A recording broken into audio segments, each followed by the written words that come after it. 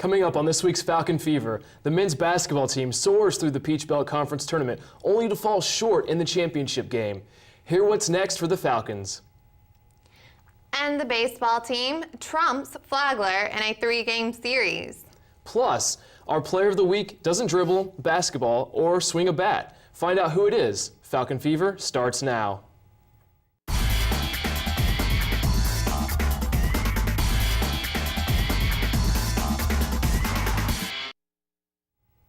Hello and welcome to this edition of Falcon Fever. I'm Michael Artris. And I'm Lauren Alteffer. Thanks so much for joining us. Let's kick things off with some basketball action. Basketball correspondent Dan Cook joins us now to recap the PBC men's and women's tournaments. Thanks for joining us, Dan. As always, a pleasure. The men and women were in action at the Peach Belt Conference tournament in Columbus, Georgia last week. The men faced off Friday versus Augusta State and came away with a 60-53 victory. The Falcons had an off night, hitting only 5 out of 15 three-pointers and shot just under 58% from the free throw line. Teron Brown led the way with 19 points and 5 assists. Next up was the semifinal game on Saturday against the UNC Pembroke Braves. Montevallo won that game 81-73, led by great three-point shooting. Teron Brown ended the night with 23 points and 7 assists. Jonas Brown added 17 points on 5 of 6 shooting from downtown and 5 rebounds. Sunday, the Falcons faced off against the USC-Aiken Pacers in the championship game. The Falcons led at halftime 31-27, but Montevallo only shot 26% from beyond the arc and only got to the free throw line 9 times all game, hitting 5. The Pacers went on to the line 27 times and hit 21.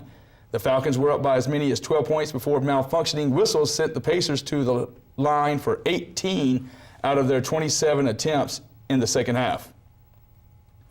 The Pacers outpaced the Falcons, winning the game 65-60.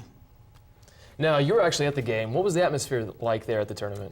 You know, it got better and better as it went on. Of course, you know, there was actually a lot more fans there than I thought there would be, and fans just kept on coming as Montevallo progressed, and a lot of excitement in the air, a lot of enthusiasm. The players were a little nervous maybe in the first game, but then of course they kind of settled in and got the ball rolling, so to speak. Okay, now the men are going to the national championship, correct? The Division II, is that right? But yeah, they're going to NCAA tournament, seeded number 6 in the region. How do you think they're going to fare against Barton? You know, they got a good chance. They're really a good team. They're ranked number, you know, again, they're a 6 seed versus a 3 seed, but they're a really good 6 seed. So I think they stand a fair chance. They may actually end up getting a rematch when it's all said and done in the region against USC-Aiken. Okay, very nice. Now, the women also partook in the same tournament. If you want to go ahead and tell us a little bit about that. Yeah, the women tipped off Thursday versus Flagler Saints. Senior Zena Nozolowski finished the game with 13 points and 9 rebounds in a losing effort, as the Saints took the win 72-67. Taylor Beverly fouled out with just 11 points and 12 rebounds. Shea Bonner also fouled out and ended up with only 3 points and 3 rebounds. Several records were broken this year, however, including most wins in a season by the women's squad and most Peach Belt Conference wins by a women's team since joining the Peach Belt Conference. Coach Hilbrich has the program heading in the right direction. It's because of the people that we have in our program. They're very determined. They have a great work ethic. They get along. They're fun to be around. You know, so the credit's all theirs. You know, it has to go to them. I know I've told people I just stand up and yell a lot. You know, it comes down to them executing on the court. The women had a record-setting season. Can you tell us a little bit more about that? Well, yeah, you know, the Coach Hilbrich told me one time earlier in the season that they were going out to win. Their goal was to win 17 games, which is the mark that that marked the record. The previous record was 16. They achieved that. They actually had 17 wins, including the loss, unfortunately, in the Peach Belt Conference tournament. And they also came away with the most Peach Belt Conference wins in a season for a women's team at the University of Montevallo. That's quite impressive. Now, what can we expect next for the women's team? Well, you know, we got a lot of players coming back. We're losing some players like Carolyn Tate, Zena Nozolowski, Alex Strickland, and Trina Moore-Smith. But, well, we got Taylor Beverly coming back. She's just a sophomore. Jacqueline Thompson, who had 16 points in that last game, she has just become a terror out there, and she's a freshman. And of course, Shea Bonner's coming back as well, one of the better defenders that we have on the team. So it's looking good. Coach Hilbrich has some players in mind already to transfer in, and some freshmen already. All right. Well, thanks, Dan. Just another reminder, the men's basketball team will take to the court again this weekend in the NCAA tournament. The Falcons are the number 6 seed in the region, and they will face off against the number 3 seed, Barton College, on March 16th at USC Aiken. Tip-off is set for 11 a.m. Central Time. We'd like to say thank you and take a moment to all of you who followed our coverage of the PBC tournament on social media. We got dozens of new friends, followers, and subscribers throughout the tournament. Thanks for liking and retweeting our updates. We'd also like to give some quick shout-outs to those of you who gave us a shout-out. And thanks to Montevallo community page Moco AL for spreading the word about Falcon Fever, being at the PBC tournament providing online updates. Comm Studies Professor Dr. Tiffany Wang also commented about coverage. We hope you enjoyed it, Dr. Wang. And Wendy Avery thanked us for covering the games and said that she is proud of UM. Over on Twitter, the brothers of ATO may not have been able to make it to the game, but they followed our updates throughout the tournament.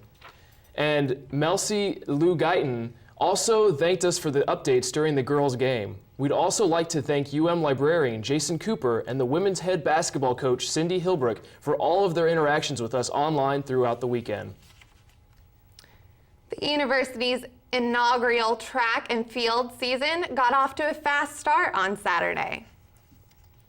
After weather delays postponed the first few meets of the year, the team finally hit the track to compete in Birmingham Southern Invitational.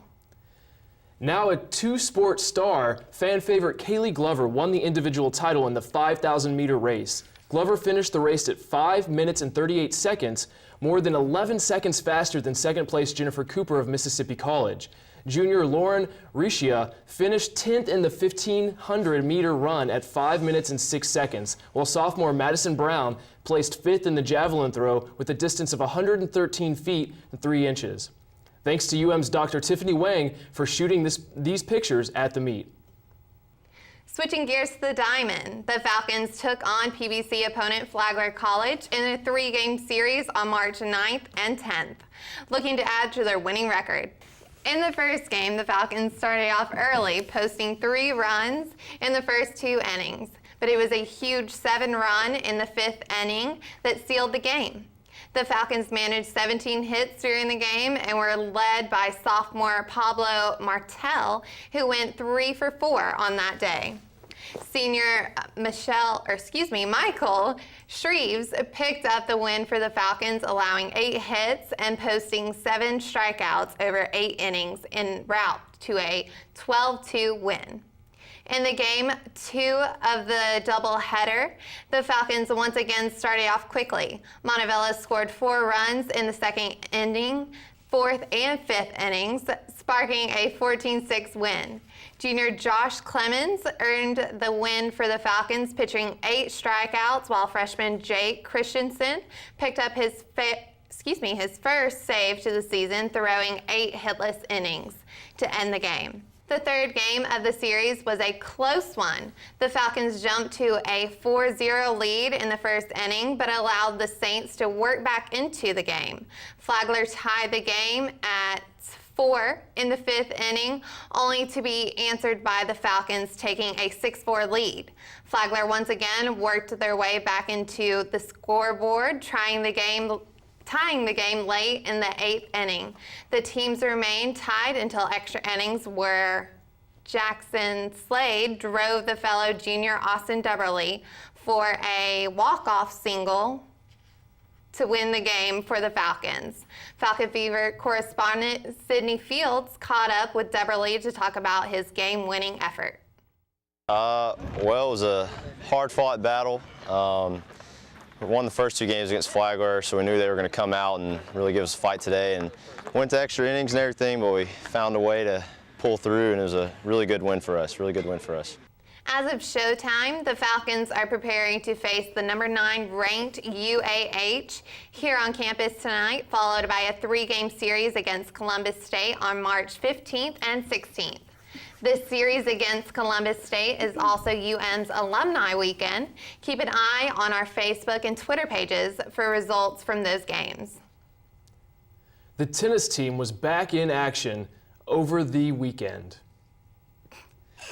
Falcons set for a huge PBC contest against conference opponents. The team picked up its second Peach Belt Conference victory of the season March 9th, following a 5-4 win over visiting Georgia Southwestern.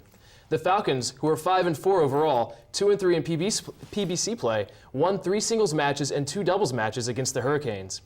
The tennis team then swept Tuskegee University 9-0 in a match on the road March 12th.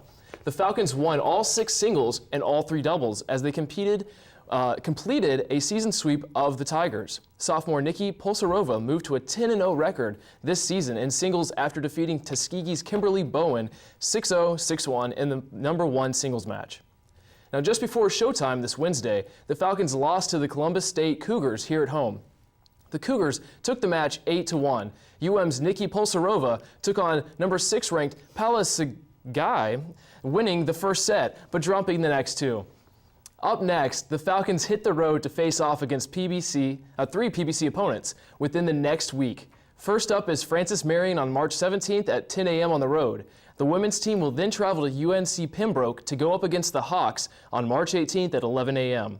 Last but not least, the Falcons will travel to Flagler to compete on March 23rd at 9 a.m. Switching gears to women's golf. The women's golf team finished 5th in team standings at the University of West Georgia Invitational Tournament, March 11th and 12th at Sunset Hills Country Club. The Falcons posted an identical score of 348 strokes in each round to finish 64 shots behind tournament winner UNC Pembroke. Junior Hillary Shaners led Montevello after carding a 2-day total of 26 over par 170 in the tournament, which placed her in the tie for 15th overall in individual standings. The Falcons return to action April 4th through 6th at the Bash Beach Tournament at the LPGA International Course in Daytona Beach, Florida. Now it's time to highlight our Falcon Fever Player of the Week. Falcon Fever correspondent Jolyn Hanna joins us at the desk to introduce to us today this week's standout athlete. Hi, Jolyn. Hi, Michael and Lauren. This week, our Player of the Week is Ashlee Beck from the women's golf team. Ashlee is a sophomore here at the University of Montevallo and attended Ardmore High School. Last week, I got a chance to catch up with her about her time here at the university and why golf is something of a family tradition for her. Why did you choose to come to UM? It's a great school. It's a small campus. The classes are great. The sizes of the classroom. There's a ton of great people, great teachers, some great coaches, and I just love the school. Well, when did you start playing golf, and when did you know you were good at the sport? I started when I was 2, just hitting in the backyard with my dad and my family. I just started playing in 6th grade. I wasn't able to play. And then in 7th grade, they're like, you're playing. And I played on the boys' team. So I knew I was pretty good when I started playing on the boys' team. You were a highly decorated athlete in high school as well. Tell me about that. I went to state quite a few times, I think a total of 4 times. I competed in the state tournament. And my senior year, I lost by, I believe, 3 strokes or something like that. And I got 3rd place. So I guess I was pretty good. What kind of influence has your family had on you as an athlete? My family has had a huge influence on me. My great-grandmother played golf until she was 80 years old, and my dad has taught me since I was a little girl. We would go in the backyard since I was 2 and just hit for hours. So, yeah. Coach Pratt seems like he's a great coach. What's it like being coached by him? He is a great coach. He's always there for us no matter what. If we're down on ourselves, he always picks us back up, being like, you can make this play, cheers us on, and he gives us food and water, so that's always a positive.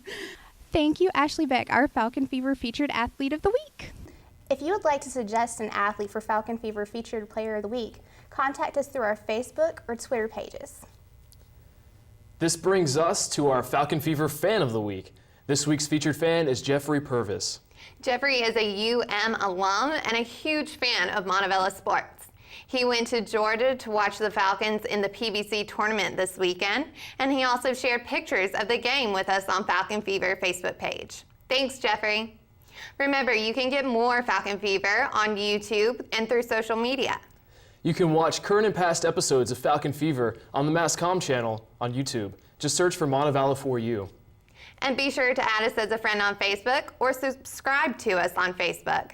There you'll find links to sports stories throughout the week and live updates from the games. You can also leave a comment, talk about recent games, or give a shout out to your favorite UM athlete. You can also follow us on Twitter. Just search UM Falcon Fever. And if you leave us a comment or on Facebook or Twitter, we might just feature it on next week's show. And last but not least, you can get extended UM sports coverage on MontevalloFalcons.com. There you can also find team rosters, live stats, pictures, and more. Well, that's all the time we have for this week's show. And since next week is spring break, we're going to take a week off and catch our breath.